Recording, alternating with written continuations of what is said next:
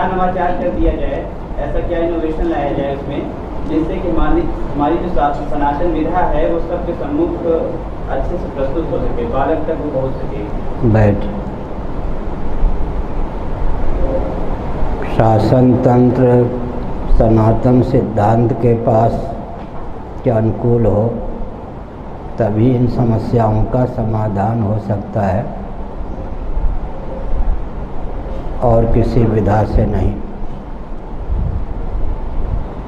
मुरली मनोहर जोशी जी केंद्र में मानव संसाधन मंत्री थे। उन्होंने शिक्षा पद्धति में नीति और अध्यात्म को स्थान दिया। बाद में कांग्रेस की सरकार केंद्र में बनी, अर्जुन सिंह ने सांप्रदायिक कहकर सब पर पानी फेर दिया। तो अगर कोई राजनीतिक दल अपने शासनकाल में नीति अध्यात्म समन्वित शिक्षा पद्धति को क्रियान्वित भी करे तो आगे चलकर अगर दूसरी पार्टी हो गई या कोई दूसरा ही मानव संसाधन मंत्री हो गया तो उस पर पानी फेर देगा। इसीलिए आमूलचूल परिवर्तन की आवश्यकता है। वर्तमान शासन तंत्र की विधा के अनुसार तो संविधान में ही दिशाहीनता है और 98% व्यक्ति चुनाव में दंड फंड से ही जीत कर जाते हैं। उनमें कोई राजनीति को समझने की, शासन करने की क्षमता ही नहीं होती। 2% व्यक्ति कुछ समझदार जीतते हैं, वो भी हाईकमान आदि के चपेट में आकर जो करना चाहते हैं कर नहीं पाते। कोई दमदार होते हैं, जैसे कि छत्तीसगढ़ के अभी जो मुख्यमंत्री हैं, केंद्र का अर्थ है कांग्रेस वहाँ केंद्र में, अर्थात उनके यहाँ नियंत्रण कांग्रेस के द्वारा है, लेकिन वे गोरक्षा के प्रबल समर्थक हैं, गोबर खरीदते भी हैं और सनातन विधा से किसी को उन्होंने गोवंश के संरक्षण को प्रश्रय दिया है। कोई व्यक्ति विशेष कुछ चमत्कार ला देता है कुछ समय के लिए, लेकिन बाद में जो कोई पदासीन होता है, दूसरा आता है, उस पर पानी फेर देता है आगे। गांधी जी तो उनके बारे में क्या कहा जाए। गांधी जी का 2 रूप है। एक रूप को गॉडसे ने आदर्श माना था, अंग्रेजों भारत खाली करो। इसी से गांधी जी के लिए उन्होंने पूज्य शब्द का प्रयोग किया। लेकिन बाद में अंग्रेज़ों के नियंत्रण में ही उन्होंने सारा काम किया। दूसरा पक्ष जो गांधी जी का था उससे गॉडसे की असहमति थी, लेकिन गांधी जी को मारने का जो उसने निश्चय लिया उससे गांधी जी को और जीवन प्रदान कर दिया, अमरत्व प्रदान कर दिया एक प्रकार से। लेकिन गॉडसे का चिंतन इतने अंशों में ठीक था कि गांधी जी का 2 रूप, एक अंग्रेजों भारत खाली करो, वह रूप आदर्श था। बाद में उन्होंने अंग्रेज़ों का अनुगमन करके ही सारा काम किया, उतने अंशों में असहमति। तो गांधी जी की विचित्र हिंसा कि लखवा पहले मेरठ जिला में था, किसी और जिला में हुआ होगा। राम शरण भगत जी हुए हैं, हमारे बहुत परिचित थे, आयु में हमसे बहुत बड़े थे, कि लखवा वाले। गांधी जी की विचित्र अहिंसा उन्होंने लिखी। एक बछड़े को वेदना थी तो गांधी जी ने कहा, मुझे देखा नहीं जाता, विषाक्त इंजेक्शन लगा के इसे मार दो, उसके कष्ट को सहा नहीं जाता। आपने आयंगर जी का दर्शन किया हो या न किया हो, लोकसभा के अध्यक्ष, हमने उनका प्रवचन भी सुना है दिल्ली में। एक बार वो लखवा के राम शरण दास जी से मिलने आए। आयंगर जो थे वो वल्लभ संप्रदाय के थे, अच्छे राजनेताओं में थे। तो राम शरण के लखवा वाले बड़े विचित्र थे। एक मुसलमान को चेता रखा था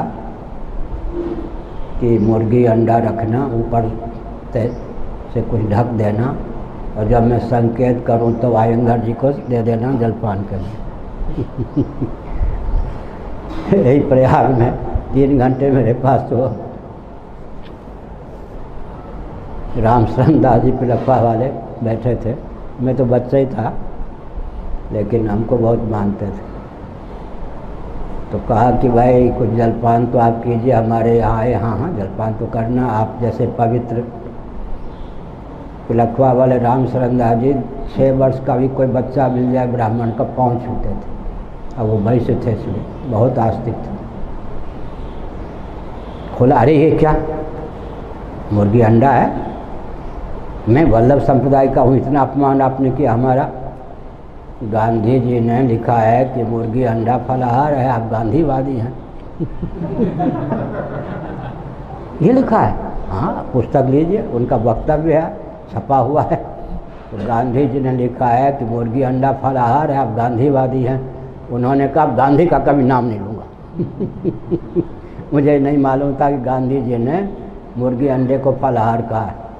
वो शास्त्र को नहीं मानेगा, वो कोई शास्त्र के सिद्धांत को बोल भी दे तो उसको व्यावहारिक रूप देने में कहाँ क्या प्रमाद या विस्फोट कर जाएगा, ये संभव नहीं। इसलिए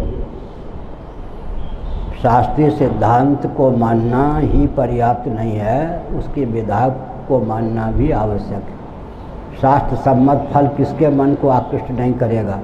सिद्धि सुख परम गति है ना गीता में, न ससिद्धिम अवापनोति न सुखम न परम गति। लेकिन अगर प्रोसेस मेथड विधा मन कल्पित तो विस्फोट हो जाएगा। आजकल क्या है, व्यक्ति शास्त्र सम्मत फल को चाहता है कि शास्त्र ने जो फल दिया, अभ्युदय निश्रेयस भोगरप वर्ग की सिद्धि, लौकिक उत्कर्ष पारलौकिक उत्कर्ष, परमात्मा की प्राप्ति का मार्ग भी प्रशस्त, किसको पसंद नहीं होगा? कम से कम लौकिक उत्कर्ष तो स्वीकार करेगा। लेकिन विधा आधुनिक सेकुलरिज्म के अनुसार विधा आधुनिक और फल चाहिए, शास्त्र सम्मत वो नहीं मिल सकता। शास्त्र सम्मत फल की प्राप्ति के लिए शास्त्रीय मार्ग का अनुगमन ही करना पड़ेगा। श्रीमद् भागवत 4:18, 3, 4, 5 श्लोक। अगर फल चाहिए शास्त्र सम्मत तो विधा भी शास्त्र सम्मत। सेकुलरिज्म को आगे करके शास्त्र सम्मत फल को नहीं प्राप्त कर सकते, विपरीत फल मिलेगा आगे। किस पुस्तक में लिखा है फलाहार वाला, हमने थोड़ा सा आपकी जानकारी दी। गांधी जी की विचित्र अहिंसा पुस्तक पुराने पुस्तकालय में हो, रामशरण दास जी पिलखवा वाले, उनके पुत्र अब जीवित हैं या नहीं पता नहीं, हमारे बहुत परिचित थे पहले। उन्होंने गांधी जी की विचित्र अहिंसा, उसमें समाचार पत्र का अंश उद्धृत किया है, नाम भी किया है और तारीख भी दी है गांधी जी का वक्तव्य। और बछड़े को इंजेक्शन दिला के मारा ये भी है, और अंडा को फलाहार माना ये भी है। और भारत का विभाजन तो गांधी जी ने किया। दलाई लामा जी ने कुछ साल पहले, 1 साल या 2 साल पहले, 1 साल पहले लगभग वक्तव्य दिया था कि 2 साल 2.5 साल पहले दलाई लामा जी ने वक्तव्य दिया था कि नेहरू जी के कारण देश का विभाजन हुआ। तो हमने वक्तव्य दिया, माननीय दलाई लामा जी को ठीक से पता नहीं है, गांधी जी के कारण देश का विभाजन हुआ। गांधी जी ने जिन्ना से कहा, जिन्ना साहब आपको अनुकूल करने के लिए देश का विभाजन भी हम कर सकते हैं। जिन्ना जी भारत का एक विशेष भूभाग प्रांत के रूप में लेना चाहते थे, विशेषाधिकार उसमें होता, लेकिन भारत से पृथक कोई प्रांत भी नहीं चाहते थे अपने लिए। गांधी जी ने ही उनके मस्तिष्क में यह डाला कि आपको प्रसन्न करने के लिए हम भारत का विभाजन भी कर सकते हैं। जब मैंने यह वक्तव्य दिया तो दलाई लामा जी हमको बहुत मानते हैं। उन्होंने कहा मेरी भूल थी, मुझे पता नहीं था, मैं क्षमा चाहता हूँ। वो उनकी उदारता है दलाई लामा जी की। आगे